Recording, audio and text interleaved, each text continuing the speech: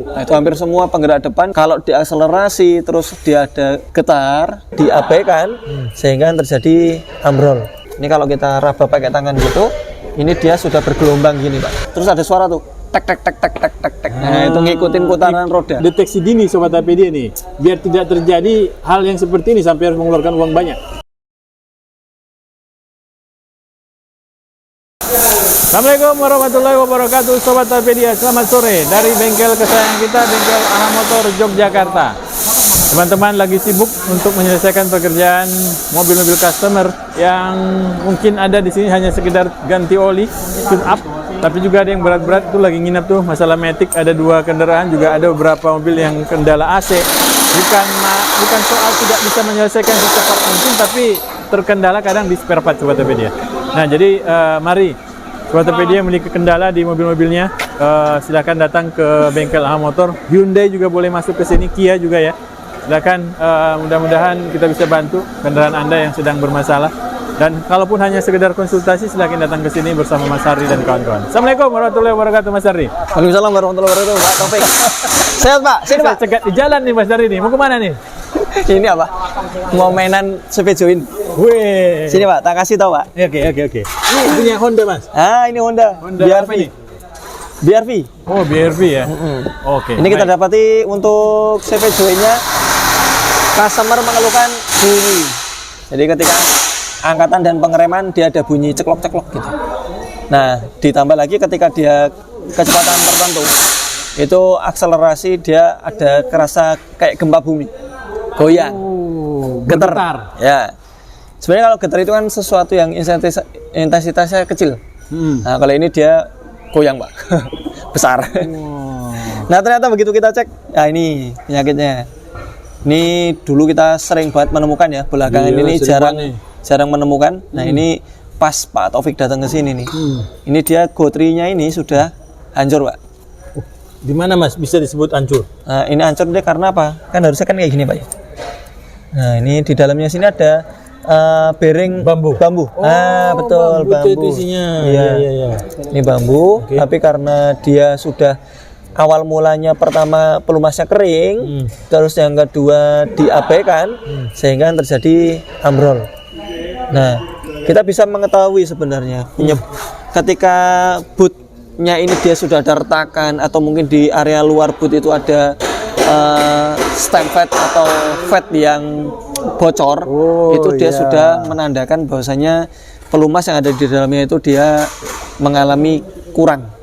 Nah, jadi kalau dia kurang nanti lama-lama akan tambah mengental, akhirnya bukannya bagus pelumasannya, yang terjadi malah justru keausan pada tripodnya.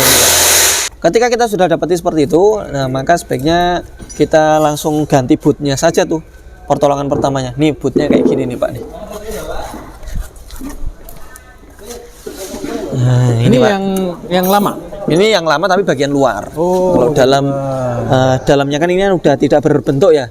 Coba Mas Didin, Mas Andi, tolong ambilin bootnya itu, Mas. Nah, itu Sobek ya. Nah, ini Mas sudah seperti ini. Nah, bedanya luar sama dalam tuh di sininya, Pak.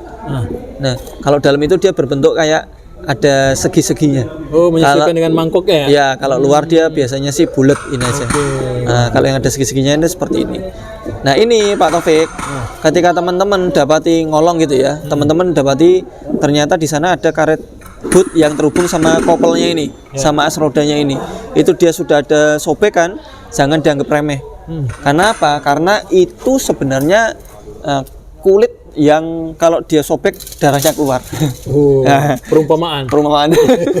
Ini juga sama. Ketika dia bootnya ini dia sobek, maka yang terjadi adalah pelumas di dalamnya ini dia akan keluar. Efeknya apa? Nanti lama-kelamaan habis. Kalau dia habis, yang terjadi adalah kering. Kalau dia kering nanti ini nih, yang kalah ini tripodnya. Tapi sebelum ini kalah, pasti akan timbul suara tuh ketika angkatan maupun ketika dia pengereman, akselerasi atau deselerasi, itu dia ada suara ceklok kayak gitu. Nah, itu kalau sudah bunyi seperti itu, maka ini sudah terkena tuh. Gitu. Itu kalau udah bunyi ketika kita bongkar dia masih bisa si kopelnya ini dia tidak baret atau tidak dekok, kan ini kan udah dekok, Pak. Ini kalau kita raba pakai tangan gitu, ini dia sudah bergelombang gini Pak. Jadi seperti ini, gelombang ini Kemakan gitu ya. kemakan karena dia terbentur ini nih, terbentur-bentur gini. Akhirnya dia bentuknya bukan lagi lurus, tapi dia udah berbentuk seperti ini, cekung. Nah, di area sini ada cekungnya. Cekungan itu yang dia bikin geol-geol. Getar itu sih. Kita kayak dulu Pak Taufik pernah punya tuh, Iya benar. Serena. Iya. Nah itu kan ketika diakselerasi Getar. goyang gitu. Nah itu awal mulanya memang bisa jadi itu, bisa jadi getarnya awal mulanya juga mounting juga bisa. Jadi mountingnya amblas, akhirnya shaftnya itu dia agak ketarik. Nah itu nanti kan lama-kelamaan kan sobek dan juga mengakibatkan keausan. Seperti itu Pak Taufik. Baik. Nah, ini keluhan mobil-mobil seperti ini, penggerak depan itu hampir sama, Mas? Sama, mirip semua. Jadi kita udah nemuin beberapa ya. Livina, terus Serena, terus kita Teana, terus X-Trail. Elgrand, X-Trail, sampai yang merek lain tuh Suzuki R3, BRV, terus CRV. Nah, itu hampir semua penggerak depan yang dia kalau diakselerasi terus dia ada getar di bodi itu terasa kayak gempa bumi gitu. Habis itu nanti di kecepatan berikutnya itu hilang atau mungkin tambah parah. Itu bisa jadi kalau penggerak depan ya, itu ini Pak. Savage joint bagian dalam biasanya. Oh, bagian dalam. Bagian dalam. Kalau luar itu jarang. Kalau luar itu lebih kepada ketika dia belok, terus ada suara tuh tek tek tek tek tek tek tek. Nah, itu ngikutin putaran roda. Belok habis. Belok habis, betul. Mau kanan ataupun kiri, nah itu dia muncul tuh suara tek tek tek tek tek ya, seperti itu. Itu tinggal kita dengarkan aja, cari suaranya dominan kanan atau kiri. Oke. Nah, gitu. Kalau biasanya sih munculnya itu ketika dia nanjak berbelok. Jadi buat teman-teman yang mobilnya nanjak berbelok, terus ada suara mengikuti suara putaran roda, itu bisa dipastikan 90% dari savage joint outer. Oke. Sisi Mas sebelah. Abi, apa perbedaan dari getaran yang disebabkan oleh CV joint dalam dengan ban yang tidak dibalancing? Betul. Jadi gini, kebanyakan ban yang tidak dibalancing itu getarannya pertama di atas 90 km/jam. Jadi bukan karena akselerasi. Pertama, terus yang kedua, ketika dia digas maupun tidak digas, ketika itu muncul nih Pak, muncul gitu kan, digas maupun tidak digas di kecepatan di atas 90 km/jam biasanya, itu dia getarannya tidak bertambah dan tidak berkurang. Jadi dia tetap gel gitu, seperti itu. Itu kemudian kalau misalnya paling gampang lagi udah bawa aja ke bengkel balancing. Itu di balancing satu roda itu rata-rata harganya ya 25 sampai 50 ribuan rata-rata. Itu setelah dibalancing dia normal, maka itu udah cukup, udah selesai. Biasanya sih ketika dibalancing nilainya tuh akan banyak tuh. Mungkin lebih dari 0. Iya, lebih dari 0. Bisa 85, bisa mendekati 100 kayak gitu kan. Gitu. Itu kalau setelah dibalancing terus nilainya tuh mendekati 0, nah itu dia dapat dipastikan itu adalah balancing. Itu kalau roda, Pak. Kalau non roda, as roda biasanya itu munculnya ketika akselerasi. Nah, kecepatan-kecepatan tertentu, misalnya dia 40 ke atas, 80 ke atas gitu. Ketika dia digas muncul, lepas gasnya hilang. Nanjak juga bisa dong? Nanjak banget. Karena kenapa dia kecepatan tinggi ya? Itu kan karena bebannya kan biasa di sana tuh. Ketika dia akselerasi kecepatan tinggi, bebannya di sana. Nah, kalau dia tanjakan itu biasa akan semakin kencang lagi, Pak. Karena apa? Karena kan bebannya loadingnya ke belakang, maka penarikan bannya itu akan semakin besar efeknya. Itu mengakibatkan getarannya juga akan semakin besar. Makanya mobil ketika dia nanjak misalnya naik ke patok kalau di Jogja ya, itu kan dia kebanyakan kecepatannya 40 sampai 50 km/jam. Begitu dia agak dibecek lagi gasnya, itu udah itu bisa dipastikan ini juga. Kayak gitu. Baik, Mas Ari, kalau itu dibiarkan, apakah ada tiba-tiba jadi ambrol, tiba-tiba jadi lepas, itu ada nggak? Nggak ada. Tergantung juga. Oke. Tergantung juga. Biasanya kalau ditambah dengan suara yang bunyinya parah, itu bisa ambrol. Tapi ambrolnya ketika belok biasanya, Pak. Kenapa belok? Ketika belok itu kan dimensinya akan semakin bertambah panjang. Misalnya lurus segini, begitu dia belok, savage joint sebelah luarnya itu akan ketarik. Iya, betul. Nah, ketika dia ketarik ini akan ikut nih. Itu biasanya kayak gitu. Tapi itu jarang terjadi. Biasanya yang sering terjadi itu kalau ball joint-nya lepas, tirutnya lepas, itu baru tuh savage joint bisa sampai keangkat atau bahkan kelepas kayak gitu Pak. Tapi kalau hanya sekedar ininya saja pecah, itu ambrol sampai lepas CVC-nya enggak, tapi itu udah pasti bunyinya mengkhawatirkan. Ya, gitu. Baik, itu berhubungan juga nggak ke Mas dengan kebocoran-kebocoran dari kalau dia dari sebelah kiri bawahnya kan di sana ada transmisi ya? Ya. Nah itu gimana? Ada bocor nggak? Nggak ada masalah. Jadi nggak ada hubungannya bocornya seal as roda terhadap ini Pak, sobeknya CV joint atau mungkin getarnya CV joint itu nggak ada. Yang mempengaruhi itu adalah mounting transmisi biasanya. Mounting transmisi, mounting mesin yang dia rusak jebol itu mengakibatkan anjlok atau buffer di bawah itu dia jebol, itu mengakibatkan pergerakan mesin yang signifikan spontan. Itu yang bikin CV joint itu bisa aus meskipun tidak ada kebocoran. Kayak gitu. Kadang level atau kualitas faslinya itu dia semakin jelek ditambah dengan mesin yang dia ambles, itu dia mengakibatkan kerusakan CV joint, itu bisa. Kayak gitu Pak Taufik. Tapi kalau kebocoran di seal as rodanya itu tidak mempengaruhi sama sekali terhadap kinerja CV joint-nya, tapi berpengaruh ke transmisinya. Iya. Kalau kebocoran di sana transmisi. Nah, untuk masalah harga nih Mas Ardi, kan ini pasti ada yang ori, ada yang non ori. Ini bagaimana Mas Ardi? Yang ori itu rata-rata harganya di atas 3 jutaan, Pak. Rata-rata ya. Tapi kalau beberapa kita pernah temuin 2,4 itu pernah, yang Livina itu pernah kita ganti dengan yang ori. Tapi itu harga tahun 2019-an mungkin. Oh, sudah lama ya, udah naik 7 tahun yang lalu. Ya. Tapi kalau untuk yang semenjak itu semakin panjang, semakin harganya semakin tidak terjangkau, maka teman-teman didapatkan dengan opsional aftermarket. Itu harganya 600 sampai 900 ribuan. Nah, itu untuk yang pendek-pendek. Kan ada tuh Pak, beberapa CV joint itu yang panjang. Oh iya. Serena itu kan panjang. Ketika dia CV joint-nya di sini, tapi asam masuk ke dalam transmisinya itu masih ada beberapa jengkal, 2 jengkal kayak gitu. Itu dia yang itu mahal tuh. Itu bisa non ori saja, itu bisa 1,8 juta sampai 2 jutaan non ori. Kayak gitu. Yang originalnya bisa sampai 7 jutaan. Tuh. Kita dulu pernah ganti El Gran. Itu punya Pak Sofyan, tapi beliau kita hanya bantu untuk analisa karena kan beliau sempat agak kurang senang karena apa? Karena salah diagnosa. Jadi ada yang salah diagnosa terhadap beliau, ini katanya reksternya gitu. Begitu reksternya diganti 14 juta Pak rekster El Gran. Baru loh dia. Baru diganti sama dia 20 juta, maaf, 20 jutaan. Itu diganti sama dia, ternyata nggak sembuh. Akhirnya beliau mengeluhkan ke kita, terus kita cek tuh dari Bandung beliau. Wah, itu kalau kayak gini CV joint-nya Pak, bener Mas? Iya, sampai bertanya berkali-kali. Betul Pak, betul dia. Pastikan dia. Akhirnya apa? Ya udah Mas, kalau gitu saya cari barang sendiri. Dia impor langsung Pak. Impor langsung, saya minta 2 Pak, ganti kanan kiri. Karena kalau untuk El Gran kan mesinnya gede, bobotnya gede. Kalau diganti hanya satu sisi, kecil kemungkinan sembuh. Akhirnya diganti dua-duanya. Ganti dua-duanya, beliau beli satu piece-nya itu sekitar 8 jutaan. Beliau beli 16 juta. Begitu dipasang ganti, kita juga ketar-ketir juga tuh. Tapi kita yakin itu pasti dari CV joint-nya. Akhirnya kita dipasang, kita tes jalan sama orangnya, senyum orangnya. Wah, hilang alhamdulillah.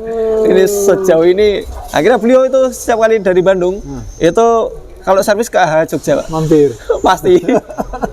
Belum lama ini beliau sini, ya kan? Begitu dia ganti, langsung dibeliin kopi kita Pak. Insyaallah.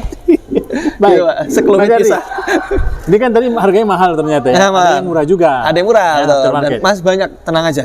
Jadi harga murahnya banyak banget, jadi nggak perlu khawatir. Gitu. Baik. Nah, ini bagaimana Mas Ardi?